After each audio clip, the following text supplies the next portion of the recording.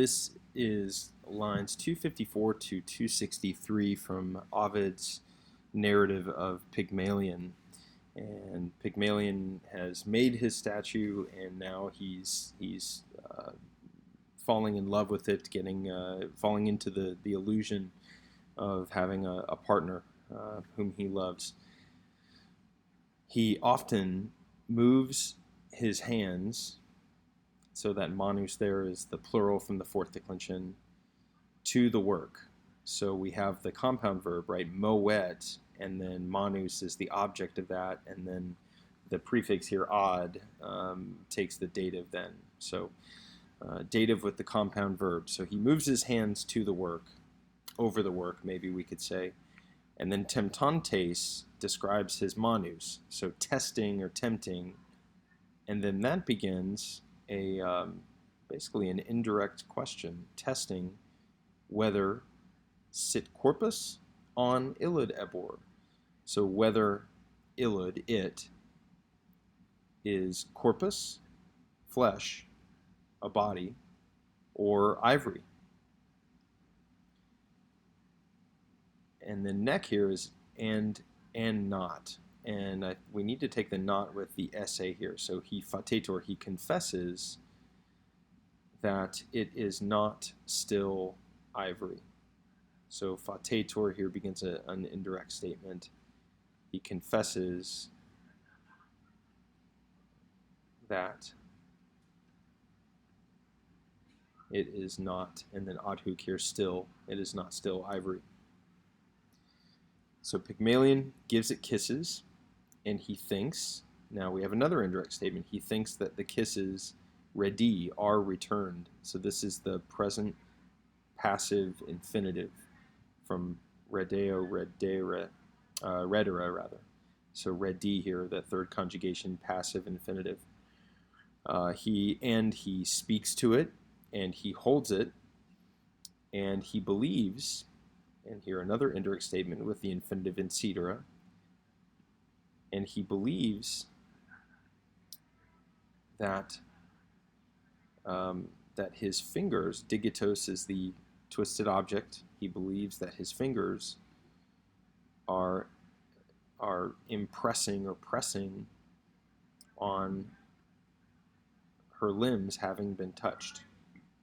Settling into is really the root of the verb here, sedeo, sedera, to settle down, to sit, and then on. So he believes that his fingers are settling on her arms or her limbs when he touches them, essentially. So having been touched, and he is afraid.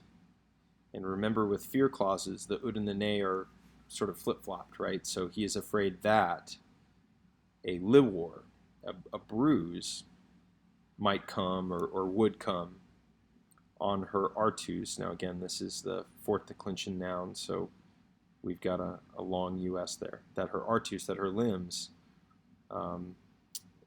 he fears that the bruise would come onto her limbs having been pressed. And then we get modo, and that correlative really shows us that the action is really quick, fast-paced, frenzied maybe. So now he offers the statue compliments, flattery, sweet talking, and he offers, and we don't know yet, but we know it's some things that are pleasing to girls, and then we'll get there. So here's the munera. Here are the things pleasing to girls. They're gifts, or really offerings, sacrificial offerings almost. And then we get a verb. So he bears offerings or gifts pleasing to girls. And then ili here is that dative. So we have all of those pronouns, hic, hi, kok, and leala, lud. And remember that the genitive and the dative are different. So ilius is the genitive, ili is the dative. Hoius is the genitive, huik is the dative. In the regular pronoun is, ea, id, it's eus in the genitive, ae in the dative.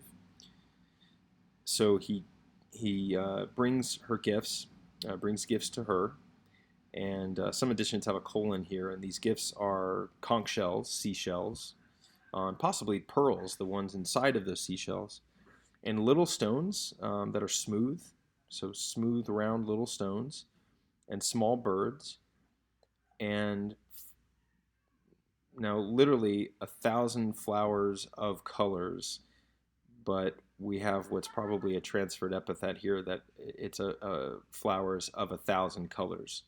But mille is not genitive plural here to agree with colorum. Um, and lilies and pilos and little balls that are painted balls. And then a pretty poetic obscurity here. And tears of the Heliades having slipped or fallen from a tree.